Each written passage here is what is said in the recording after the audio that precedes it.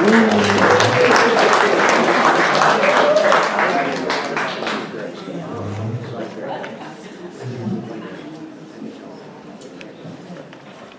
good evening. Welcome to this presentation on Becketwood history, sponsored by Diversity, Equity, and Inclusion Committee. We want to give a special welcome to some of our guests here, our very special guests. We have Vera, who's one of our pioneers on the and Tomas, our interim manager in 1985, 6, whatever, those 80s. And Susan is here. And Jim Solarud, there, who's the grandnephew of, nephew of Eleanor Solarud, and Pam Van Zyl York, who is the daughter of Marilyn Van Zyl. Very important members of our Readers Theater. So for those of you who are longtime Becketwoodians, tonight's going to serve as something of a refresher course for you. But for those of you who are the newbies, the newcomers, and for those of you on the waiting list who are here tonight, we hope you'll come away from this program with a fuller understanding of our rich history. But first, let us begin with a land acknowledgement. We acknowledge that anywhere we may be in the Twin Cities is traditional Dakota land. We are here near the convergence of the Mississippi and Minnesota rivers, their sacred place of creation, known as Padote. We acknowledge the legacy of Native people in Minnesota, their connection to the land, and their unique ability to serve as examples of land stewardship, as well as supportive, connected communities. The Diversity, Equity, and Inclusion Committee commits to making connections with Indigenous people, listening to their stories, and discerning our role in repairing the harms of the past. So Becketwood as a physical facility dates back to 1986, when the first co-op members moved into what was then a brand new senior housing development. But this place, this site on the Mississippi River has a much deeper history going back to the era before white incursion. The Upper River Basin was the home of the Dakota people, and they were able to roam free throughout much of what is now the Twin City metropolitan area. Of all the people who lived in modern-day Minnesota, the Dakota have lived here the longest. In fact, the name Minnesota comes from the Dakota word Minnesota Mkoche. The life of the Dakota people along the upper Mississippi would change forever in 1805 when a young Army officer named Zebulon Pike brought a company of 24 men up the Mississippi River to an island that still bears his name. That island is just a short bike ride from here. Many of you have been out there. Pike's assignment was to negotiate with the Dakota for the site of what would become Fort Snelling. On the morning of September 23rd, the inexperienced lieutenant faced 7 of the most powerful Mdewakanton chiefs, along with 200 of their warriors. It must have been a daunting sight. No doubt the young Pike was thankful and relieved to discover that the Dakota were pleased to see him. To the Indians, the arrival of the Americans represented another trading opportunity. They had no reason to suspect American intentions. Thus, negotiations for what Americans considered the first land cessation went off smoothly from the North Country, the making of Minnesota. The Treaty of 1805 gave the U.S. government the rights to a large swath of land, encompassing 100,000 acres along the river between what is now Fort Snelling and St. Anthony Falls. The fort would be built starting in 1819. It would anchor the 100,000-acre tract, including the site where we are today. The tract would become Fort Snelling Military District, encompassing much of what is now the city of Minneapolis. That land would remain under the control of the U.S. Army until the 1850s, when it would start being sold off for private development. So now our history lesson skips ahead to the late 19th century when we encounter two people, a woman and a man, who played commanding roles in the development of the Becketwood site. Sister Annette Ralph was an Episcopalian deaconess whose name is associated with several church-related charities that she helped to establish. But we remember her tonight because she founded the Sheltering Arms Orphanage, which occupied our Becketwood site for 40 years during the first half of the last century. Sister Annette, how can one begin to describe this lady? It is strange to say, but she could be Joan of Arc, Mother Teresa, and Gloria Steinem, all mixed into one. A woman with more faith, drive, caring, and striving than we can ever imagine. Her compassion led her to the sick, the poor, the old, and the helpless. And this is from the Sheltering Arms history. On August 17, 1882, Sister Annette rented the first in a series of houses in Minneapolis for an orphanage that would later become Sheltering Arms. Her time with the church-related charity was short-lived. By 1885, she had turned her attention to a new project, a home for elderly and infirm Episcopalian women. The project would evolve into today's St. Paul-based Episcopal homes. It is not clear whether Sister Annette ever met Richard Martin, but his bequest to her orphanage is the reason why Becketwood is located on this expansive site overlooking the Mississippi. Even if they never met, Martin, a devout Episcopalian, would have known about Sister Annette and her good work. Richard Martin suffered from physical disabilities. He had a crooked spine and a twisted leg, which required him to use a crutch. He spent his summers in Minnesota for health reasons and prospered here as a real estate developer and speculator. An orphan with no family of his own, Martin willed 120 acres of his undeveloped property along the Mississippi Bluffs to Sheltering Arms when he died in 1890. With the orphanage outgrowing its North Minneapolis home, Martin's bequest gave Sheltering Arms the opportunity to begin planning for a new home on the 120-acre site. From the report of the Board of Sheltering Arms, March 24, 1905. The board has selected a tract of some 30 acres as the location for its orphan asylum and will proceed with the construction of suitable building on that site. It is the purpose of Sheltering Arms to erect a plain and simple building, rustic in style, probably not to exceed 2.5 stories in height, with all modern conveniences. It is estimated that the cost of such building will be about $50,000. The Martin bequest gave Sheltering Arms a site for its new home, but the bequest did not include the $50,000 in cash needed to construct a new orphanage building. It would take another 5 years for the board to find the funds that it needed to begin construction. By 1910, that goal had been reached. The building was completed and ready to receive its first small occupants that year in April. Sheltering Arms moved today, baggage, and babies from the old home at 2650 Emerson North to the beautiful new home at 43rd Street and Riverside Boulevard, with unlimited fresh air and woods and grass and everything else that children want. Some went by car, some by carriage. The little ones, the babies, went in the carriage, all between 1 and 4 years old, in charge of a nurse. The driver went as slowly as if he were conducting the President of the United States. Next week, there will be 16 new babies at the new home and 20 older children, taken from the Minneapolis Tribune, April 18th, 1910.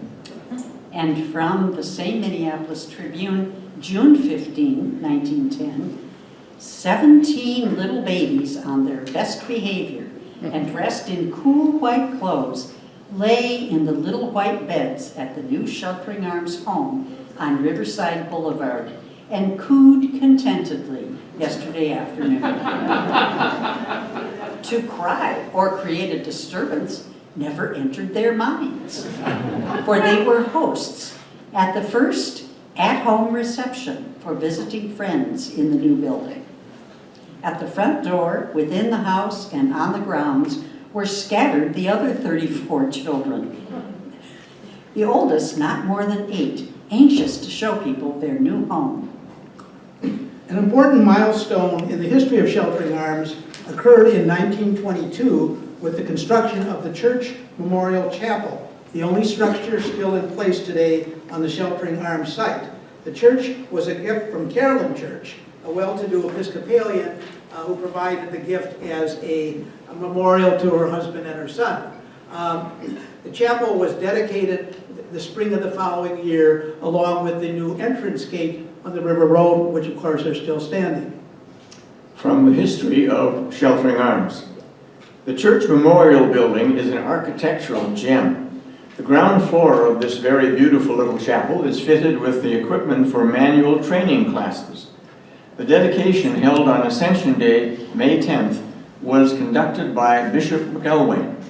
It was a beautiful and impressive service attended by members of the Sheltering Arms Board, the clergy, and friends of Sheltering Arms. The older children in vestments formed a choir which marched in procession from the school to the chapel. At the entrance gates, there was a brief ceremony marking the dedication to the memory of the late John B. Atwater, whose funds were given for this erection. Through the 1920s and into the Depression years of the early 30s, Sheltering Arms continued to serve children in need, not all of whom were orphans. Some were placed at the church-related facility on a short-term basis because their family members were temporarily facing health and/or financial problems. These children returned home after their family situation improved. By the late 1930s, the era of the orphanage was coming to an end, as new approaches to social welfare called for needy children to be placed in foster homes rather than in institutional care. In 1942, the Sheltering Arms Board announced that it was closing the orphanage and taking on a new role as a rehabilitation hospital for children suffering from polio. Later, adult polio victims would be treated as well on an outpatient basis. 14 children, victims of polio, were adjusting today to their new surroundings on Sheltering Arms.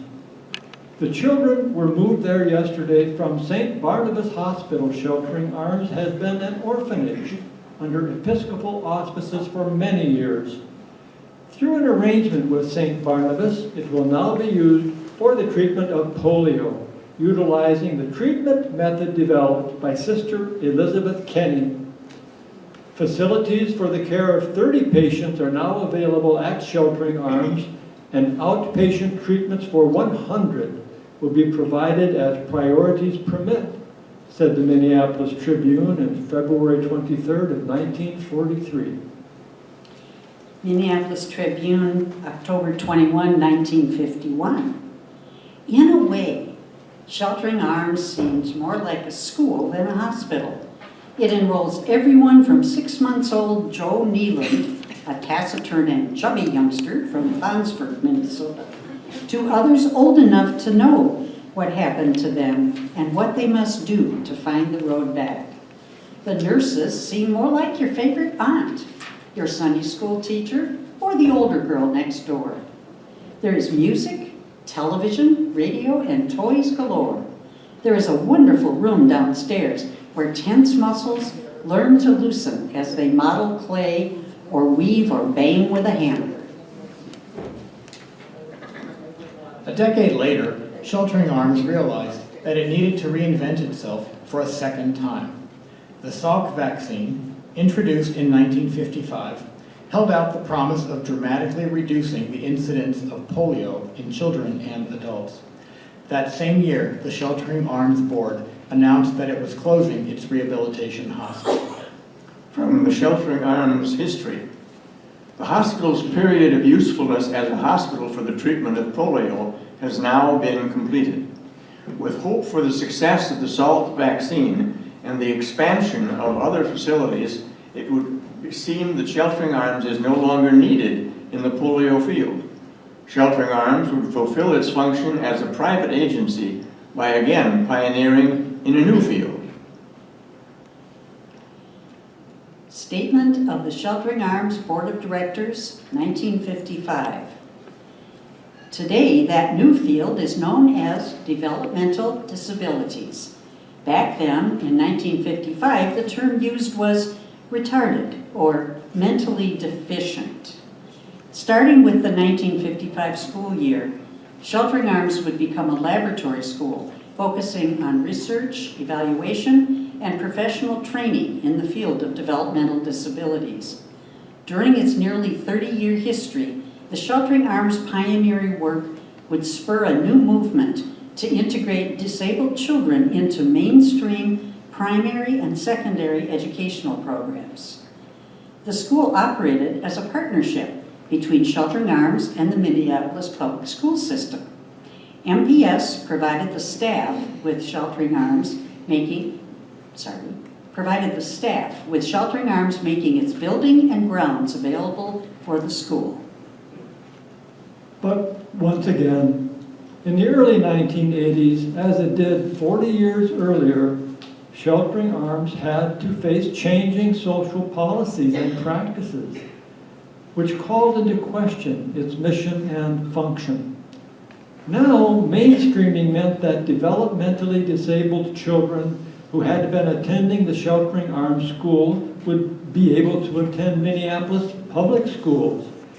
Many of those children would move just down the street to Dowling School. In 1983, the Sheltering Arms Board made the difficult decision to close its school, sell off its 12-acre, and create a foundation to continue community service functions.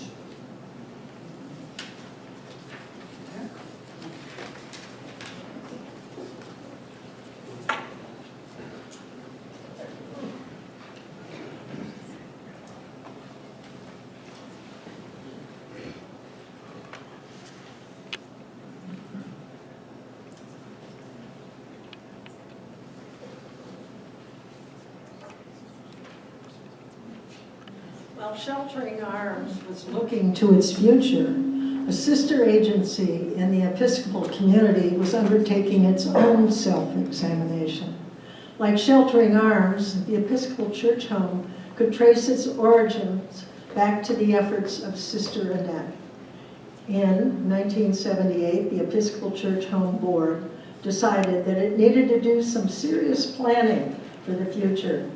The home was operating at 100% capacity, and its waiting list was growing. So it appeared that the predicted upsurge in demand was already underway. The board responded by establishing a long-range planning committee to explore the possibility of expansion in the immediate future. The planning process, lasting 2 years, culminated in a recommendation that ECH, Episcopal Church Homes, adopt a continuum of care approach to senior housing. The board adopted this new approach and decided to expand its offerings by focusing on the independent end of continuum care continuum. After investigating possible independent living models, the board drafted a plan for a new cooperative living project for people 55 years and older who would enjoy, quote, the benefits of joint ownership, security, and maintenance-free living. And now, I would like to introduce you the people who will be bringing Becketwood's founding story to you this evening.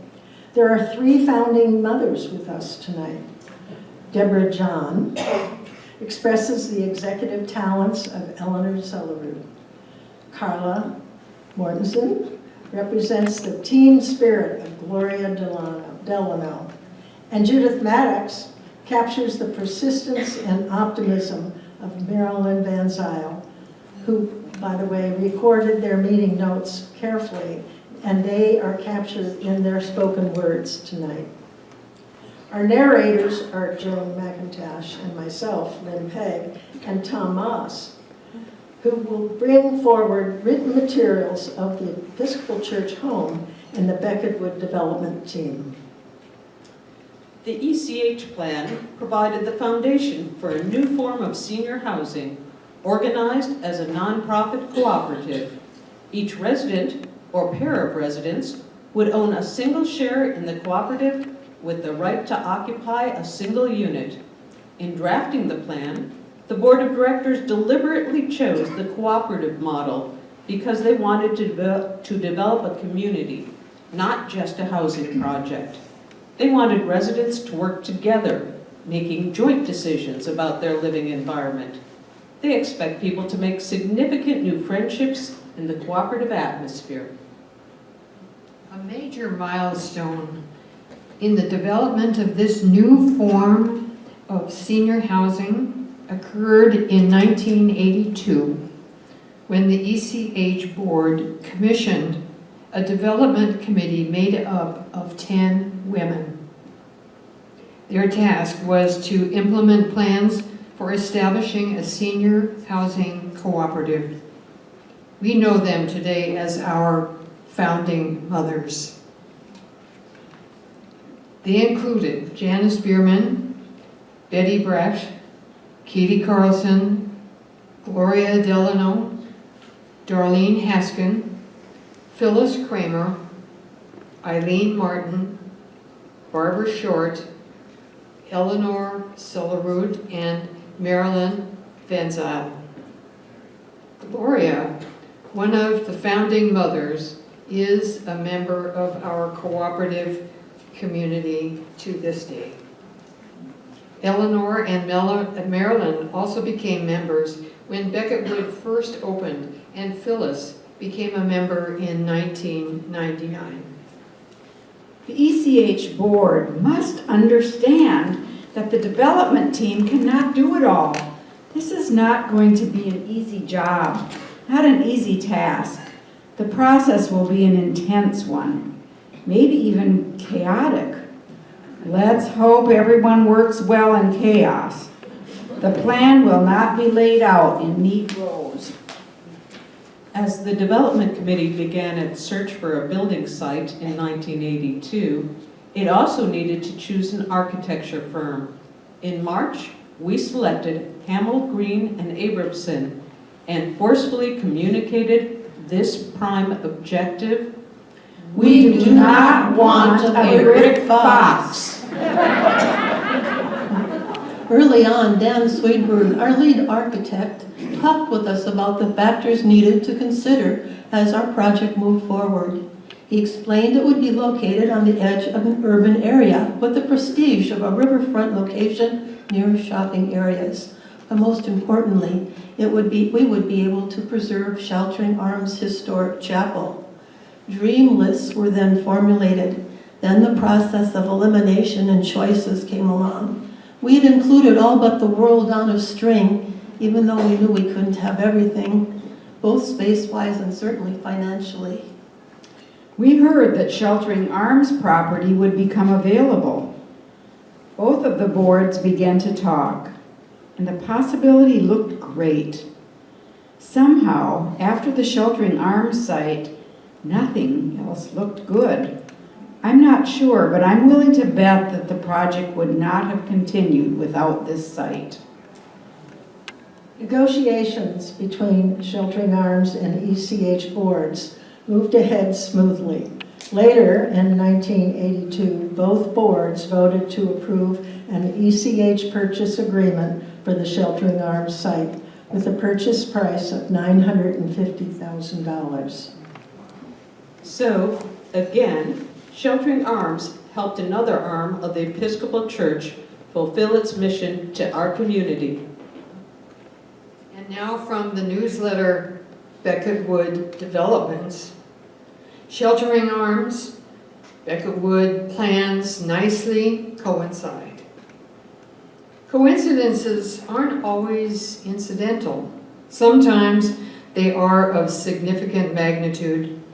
Sheltering Arms School coincidentally completed a long-range planning process shortly after the Episcopal Church Home of Minnesota completed a long-range plan of its own. When Sheltering Arms Board of Directors decided to sell the school's property and establish a foundation to fund projects to help children, the church's home board was ready to buy a site for the development of Becketwood. Now, there was a new issue to be faced: what to call the new project. It took a while for the development committee to come up with a name. You see, we felt that the use of Sheltering Arms in the name would confuse the identity of the co-op. Then the name Episcopal was not recommended either. River Road Cooperation, well, that was preferred as a name to be used on legal documents, and Riverwoods was a name that could be used commonly too. But neither of those names really worked. We thought about using Anglican names. That seemed to fit with the concept and building style and English country manor house. English Tudor seemed to fit with our heritage, fit in with the chapel, Sheltering Arms, etc. We tried many options. Canterbury, a racetrack, so that was out. Something Woods often had been overused. So many seemed so trite. Maybe some person's name, one of the bishops or famous people in Anglican history. Channel 2 was showing a movie on Thomas à Becket. I mentioned it, but decided that we should all go home and think on it and come back to the next meeting with ideas. Well, it was our marketing consultant, Glenn Bitter, who came up with the name. Using the Anglican theme and our wooden site, Becketwood was what he suggested, and that worked. Motion was made to adopt the name of Becketwood for the cooperative housing project on the West River Road. All in favor? Motion carried. Motion to accept the logo as the graphic concept for Becketwood Cooperative. All in favor? Motion carried. Everyone agreed, and so this new senior housing facility became Becketwood Senior Cooperative. We had a name, but now this new idea of a senior cooperative had to be sold to the public. We couldn't explain it to prospective buyers what a co-op was. We not only have to sell the units and the place, but we have to sell the cooperative concept. Marketing this new housing concept was difficult because at the time the committee was unsure about all the details and the design of the facility. They made decisions along the way as they were marketing the project. They heard the wants and needs of potential applicants, such as creating larger units than they originally planned for and providing food services on the first floor. They were worried that they would not be able to provide the amenities that were promised in the brochure. Financing was even a problem. ECH had provided the initial funding for the project and was a strong supporter. However, the committee worried about the finances and whether they could sell enough units to actually begin construction. In 1983, Becketwood was just a piece of land, some drawings, and some good ideas about what kind of living opportunity it would become. As a senior cooperative with a government-backed mortgage, however, we were given a major challenge: sell 50% of the shares, 117 of them, by a given deadline, before we can get money to start building.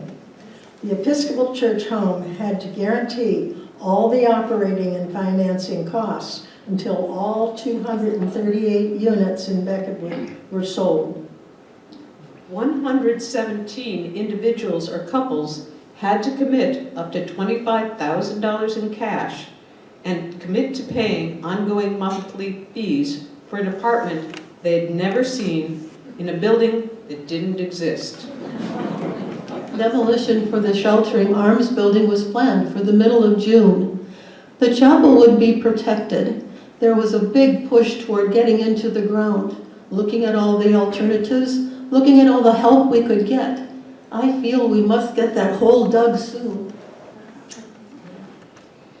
And again, from the Becketwood developments, planning makes dream a reality. To many, Becketwood is a dream come true.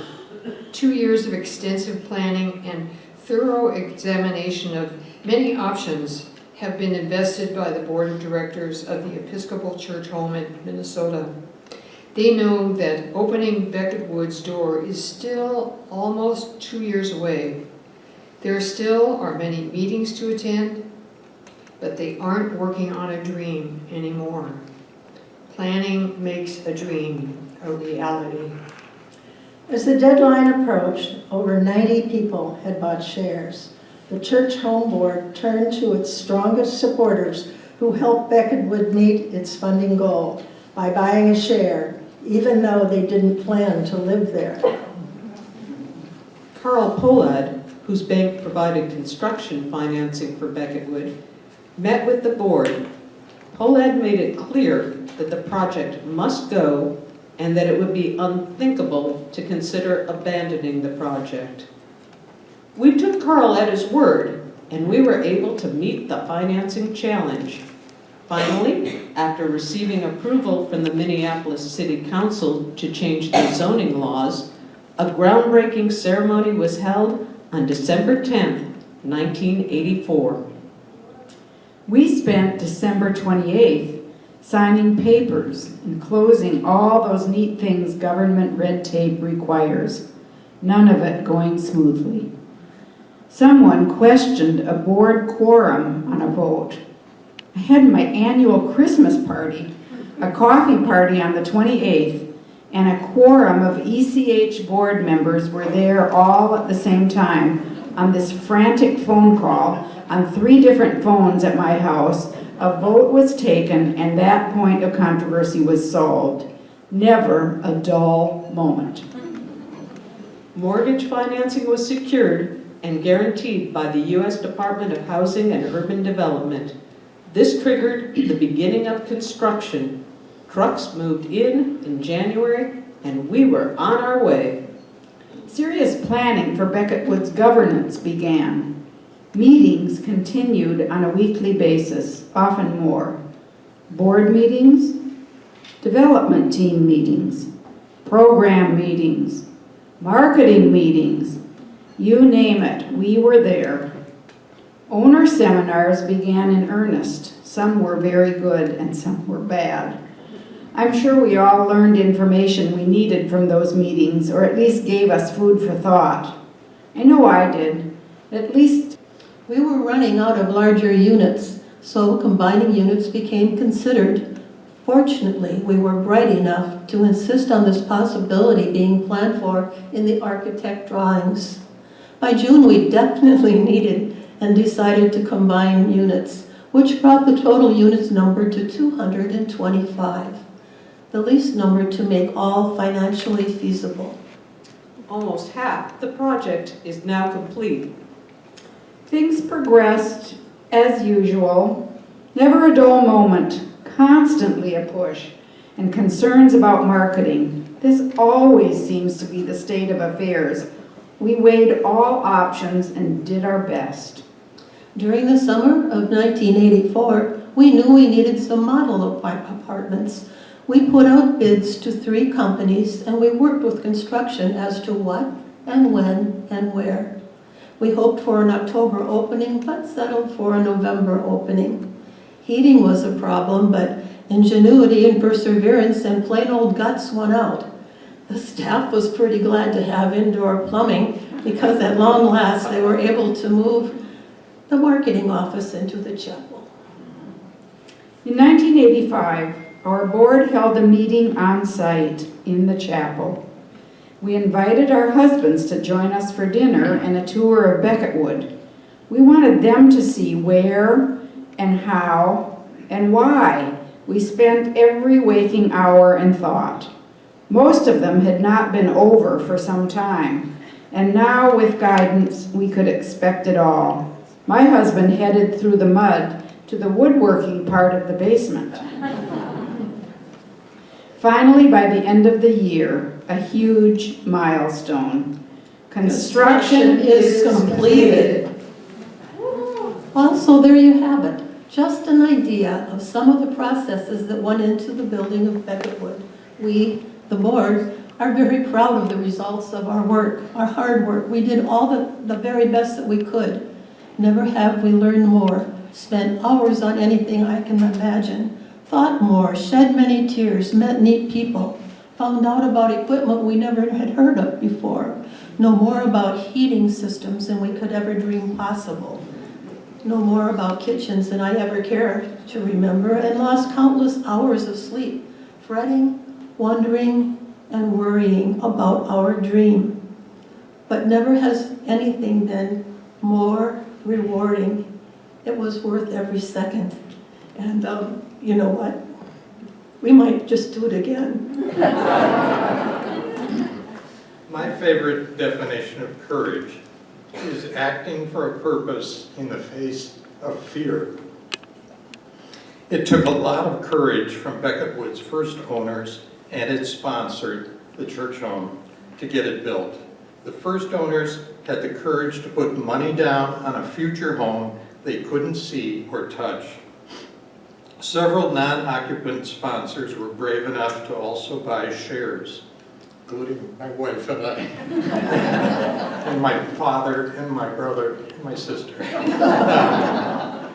And ultimately, the Episcopal Church Home put itself at great risk to make sure Becketwood was a success. It is now May 6th, 1986. Our temporary front door will have moved to a new location. A big vote of thanks to the Webbers, the new owners of Unit 112. They won't be moving in until mid-May, so we'll be using their home as our public entrance until they get here. Then the temporary entrance will be moved to the balcony on Unit 102. By mid-June, the door will be moved to its permanent location at the center of the common area. Hooray! Just think, we got our front door before June. Aren't we glad? Construction on the project began in 1984, with the first resident moving into Becketwood in early 1986. Still, it took 7 years for the entire project to sell out. In the meantime, the Episcopal Church Home absorbed more than $2 million in losses generated by Becketwood's slow-to-fill vacancies. We often compared Becketwood to a beautiful child of the church home, born with extraordinary but temporary health problems. While we anticipated the challenge of raising the child, we had no conception of the money and the energy necessary to nurse it through those early years.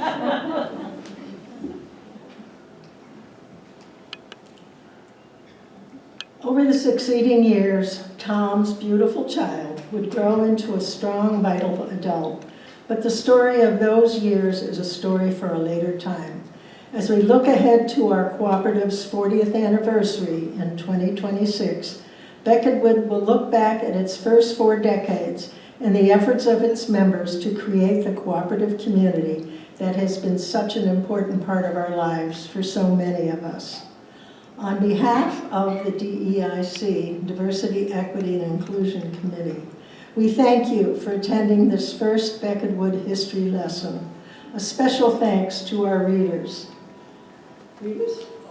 Eric Nathanson, one of the co-authors. Susan DeVries, a member who actually worked in the school, the development delayed school. Joel Mortensen. Oh, no, not Joel. Forget Joel. Wayne Tellickson and Rick Weber. And then in Act 2, we have Deborah John, who was channeling Eleanor Soloroot, Judith Maddox, representing Marilyn Van Zyl, Zeil, and Carla Mortensen, who is presenting for Gloria Delano. By the way, Gloria knows about this project, very much wanted to be here today, but was not feeling well at 4 o'clock. But I promised her there would be a movie, so she'd be able to watch it later on. And then we have Joan. John Riley. Oh, John, really? Sorry. Down there instead of Joel. And then we have Joan McIntosh, who was one of the narrators reading from some of the scripts. And of course, Tom Moss, who was, but not yet, who was the interim director and the executive director of Episcopal Church Homes.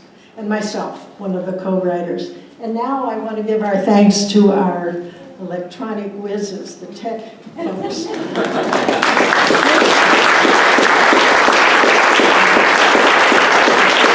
Mitch Brown has been very helpful throughout the day, and Erica Fishman, standing up in the back, was helping with the PowerPoint and saved my life about an hour ago when I lost it on my computer. I also want to give recognition to the DEIC committee. We called ourselves the Memory Keepers and the History Seekers, and they were Vera, who's here. Is Helen Grant here? Yep, there she is. She just got back into town like 12 hours ago, right? Also, Eric was on that planning committee. He dreamed up the Reader's Theater part. And then our committee members, Ruth, over here, was one of our very wise long-term member who was very helpful. Diane Grieve is somewhere out there. There she is, way in the back. Carol Makovic is somewhere. Oh, no. There she is. And Gretchen Goodman. There she is. Oh, you're all present. I didn't embarrass you, did I? That's great. They were a wonderful supportive committee to keep us on track. And so I thank you all for being here. We do need it. Oh, yes. I want to recognize David McKay, who was here someplace. David, are you here? And would like to provide a commercial. David?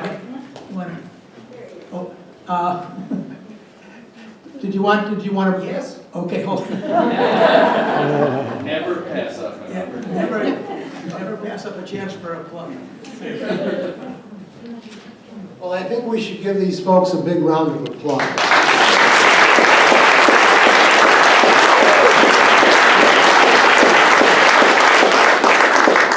My wife and I lived in the neighborhood for 30 years and used to drive by here every day. She was the chief election judge for this precinct for about 15 years. And we always talked about Becketwood, but never really did anything about it until it was time to do something about it. And so, like many of you, it was the best decision we ever made. We're really glad we're here. May. This is May 1st. It's May Day.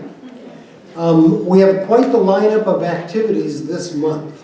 Not all of these activities made it into the Becketwood Times, but you'll see the posters and the bulletin boards, and they'll all be listed there. And of course, we encourage you to take a look at the Becketwood Buzz every week, because they'll have all of these programs listed as well. I don't expect you to remember all of this, but I want to let you know what to expect this coming month. Tomorrow night at 7 o'clock here in the Wellington Room, Michael and Deborah Paget will discuss their art, their relationship, and how it informs their worldview.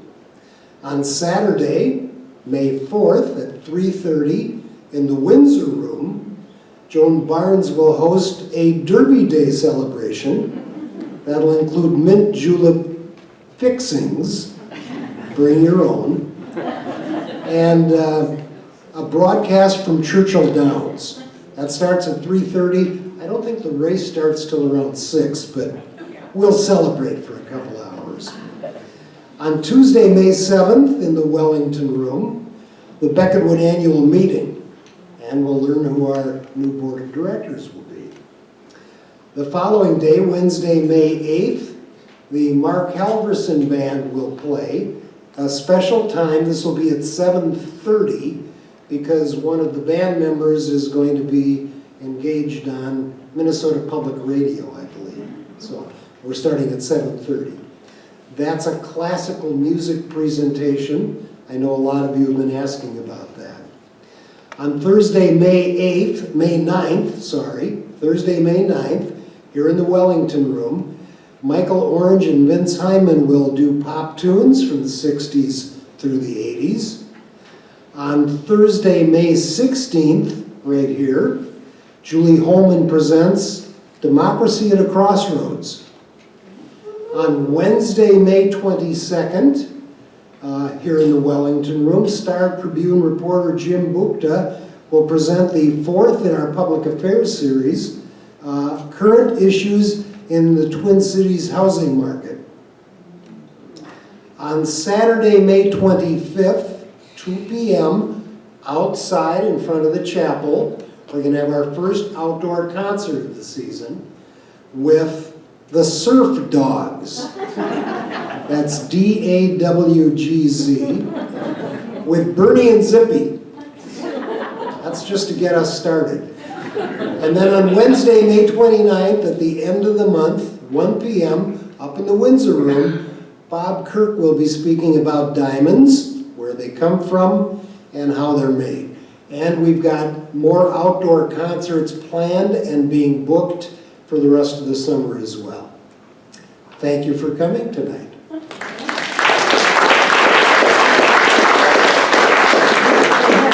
Used up our whole hour, and so we did want to leave a little bit of time for people who might have some questions or comments or whatever. And Tom is here because he was there in the room when it happened, and he can be a great fount of information. He was very helpful to our committee. Is there anyone who has any thoughts they would like to share, or questions, or memories, or just whatever? I know it's cycling your head back a few minutes here. Okay, Diane, do you put on your preacher voice? I could. I wonder if, Tom, when we were talking, Tom, you talked at some length about how the marketing was intended to go, but like the Episcopalians didn't want to come, and the people from St. Paul thought it was too far to come here. Would you comment on some of that? I found it fascinating. Some of you may know that you can fit all the Episcopalians in Minnesota into one Lutheran church, Mount Olivet Lutheran Church. There are more members of that church than there are Episcopalians. So we had this vision of a lot of Episcopalians coming from all over. As it turned out, it was mostly Lutherans. What you mentioned, one of the features was that the Minneapolis people and the southwest suburb people especially related to downtown Minneapolis. This felt like it was off someplace. Lee's Village Inn was over there on Ford Parkway, and some people knew about that, but otherwise St. Paul was just the state fair in the capital. Meanwhile, the St. Paul people, oh, by the way, the Minneapolis people didn't know about shopping either. Even though it was right across the river, psychologically, that was like too far away. The St. Paul people, first question was, can we get the St. Paul Pioneer Press if we move over here? And we said, yes, we can make that happen. So, anyway, it threw us off a little bit. There were a lot of Episcopalians very interested, and many moved in, but the demographic turned out to look a lot like the Twin Cities in general. So.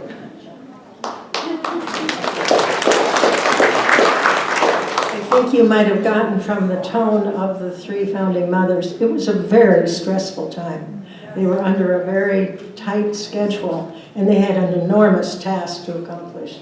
And the three women that they represent, I was able to get a feel for them through the writings of Marilyn. Just how hard it was, but how they were valiant. They were amazing people.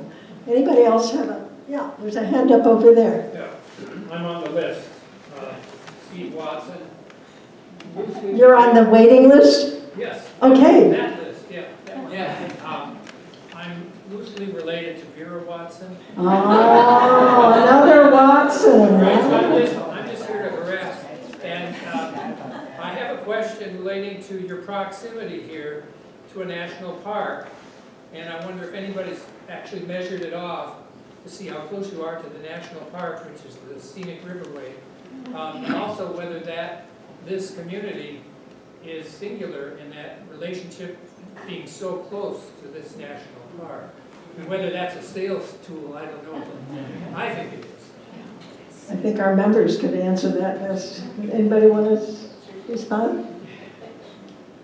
You're referring to the parkway, I take it. No, the national park is the riverway going north and south. And I'll try to answer it, although I'm not an expert on this. We have a national park designation because of the river. Now, that doesn't mean that it's national park property, but it's a national park concept. So I think those of us who live at Becketwood are very much aware of our site here, the only true bluffs on the river. So obviously the amenity of the parkway and the river is very important to all of us. But I think we don't realize that in fact we have this national park designation, which is an attempt to sort of pull together the riverfront. So a great amenity and a great draw for us here, certainly.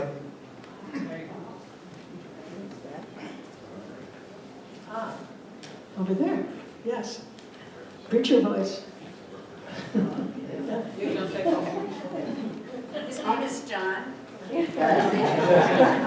know each other. I'm struck by the conversation. It's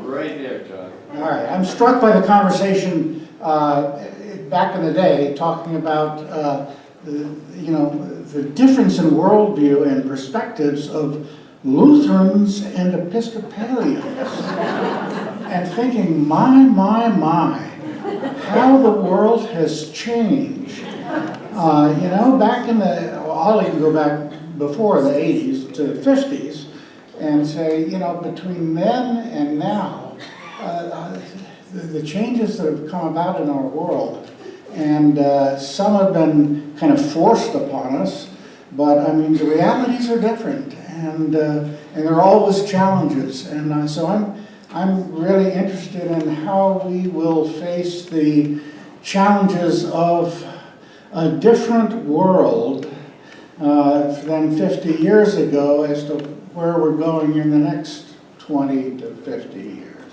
and how we'll meet those challenges.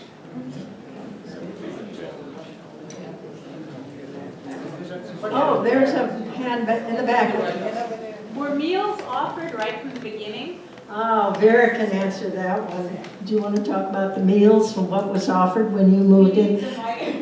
Vera was in the very first weeks of our opening. Can you come up for me?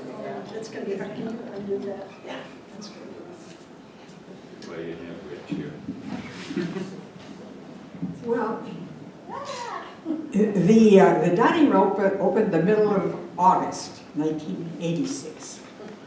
And I just moved in a week later, so I wasn't there for that.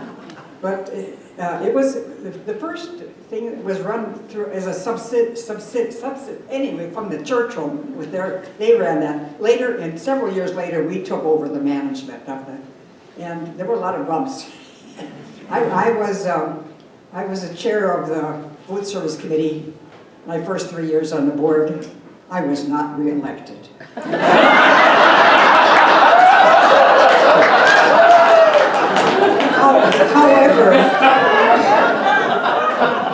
However,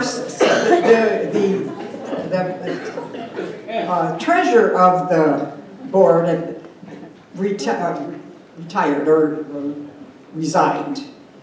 And I had shown interest in the management of food service, of money.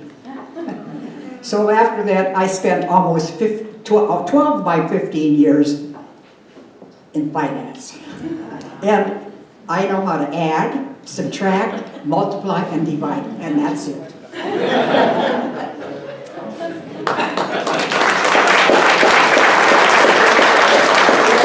just want to mention Vera was on the committee, and she started digging through her files and so forth.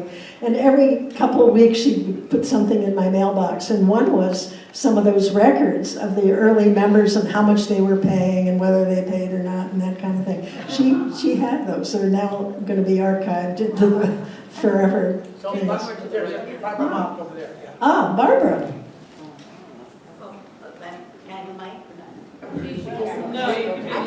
Okay.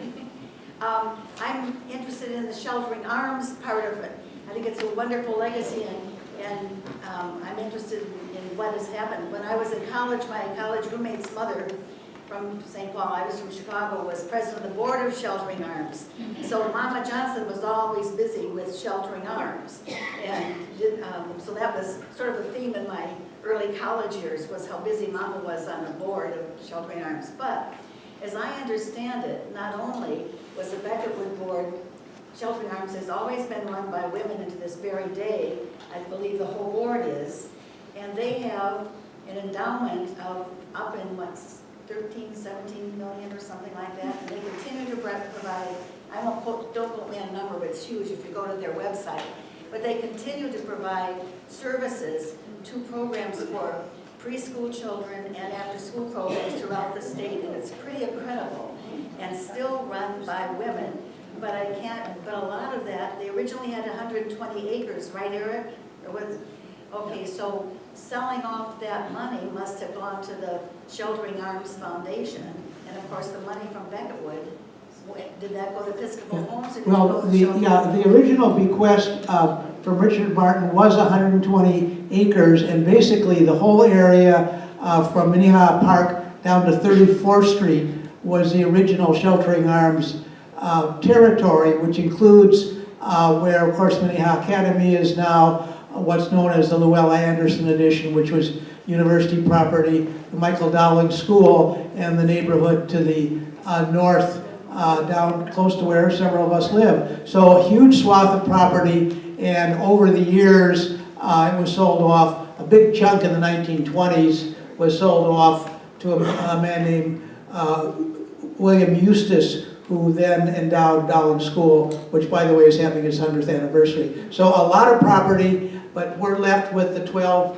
prime acres right in the middle of that swath. So did the sale from that money go to Episcopal? It went to Sheltering Arms, yeah, Sheltering Arms. And so, yeah, and that, I think, as that money was sold off, the funds were used to cover the costs of the orphanage, and then there must have been maybe a fund set up, an endowment fund with some of those proceeds. So there's, as I understand it from their website, there's a very generous endowment, and it's all been managed by women. Yeah, the Sheltering Arms Foundation, which is a successor entity, is still in operation, and that's the successor to the organization that founded the orphanage originally. So to me, it's important that it's still an all-women project that is serving many, many children in this state.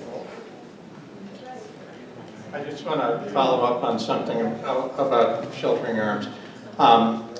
We saw a picture of the groundbreaking, but also we had a demolition event when we took down Sheltering Arms, and Katie Carlson, then the chair of the church home, I think, who also, by the way, is the great niece of Sister Annette Ralph.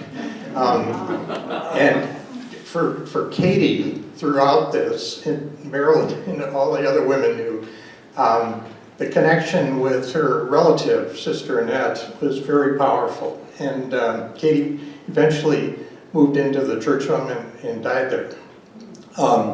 Anyway, what I wanted to tell you about was that demolition was kind of a small group of board members and relatives and the people, the construction people and all that.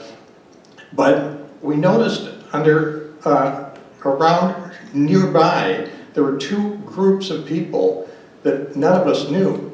And we went afterwards, after the little ceremony, we went over and talked to them. One was a group of former orphans who had lived here on this site and heard that it was being torn down. And the other group was a group of polio survivors who had also lived here. So right there at the beginning of this place was those other streams coming together. There's so much in the records that we have, but one of the things is before the demolition, Sheltering Arms opened up the interior materials, the furnishings and the equipment and so forth, to the development team to salvage and save for Becketwood. And they were very generous in allowing that furniture to come. And there was a very strong relationship. Barbara, I think you have another thought. This is maybe a time to really find the answer to one of the biggest mysteries on this property. Was Mount Becketwood created by the rubble? I've been in so many meetings where we discussed that. What really happened to the rubble? That would be a very interesting. I was in the room. And part of making a decision, they came to us and said, you know, we got to haul all this dirt that we're digging out of the foundation. We got to haul that away, and we can save you some money if we built sort of a berm out there. And we were looking for ways to save the money. It's not rubble out there exactly, but it is the fill that had to be removed. This footprint here is considerably bigger than that Sheltering Arms building that you saw. And so, there you have it. There is no reason we can't dig through there. We've been at many meetings, you've been there, Lynn, at all those meetings. Now we've got the answer, folks. We can't hear you. We don't have to discuss it again. Have you had soil tests on it? I know Jeff, our groundskeeper, says there's no rubble in there. He's done he's done whatever, dug down pretty deep. We can plant a tree there. It'll be okay. But we're going to have a meadow, which is really a wonderful thought that foundation dirt is now going to be a meadow. At the last years of Sheltering Arms, the neighbors would play softball here, right on that corner.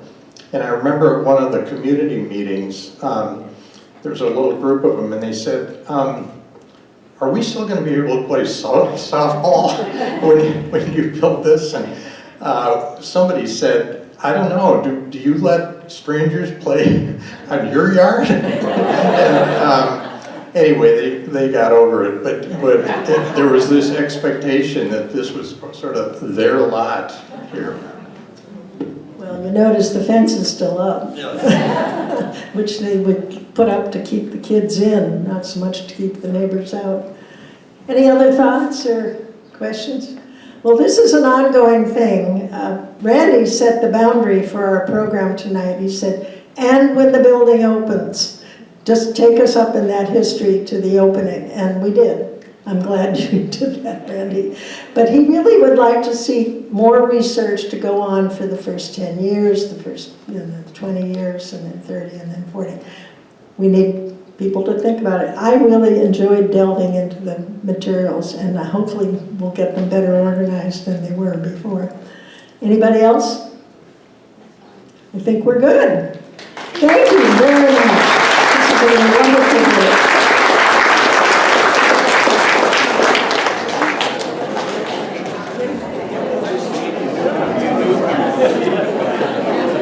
Marty.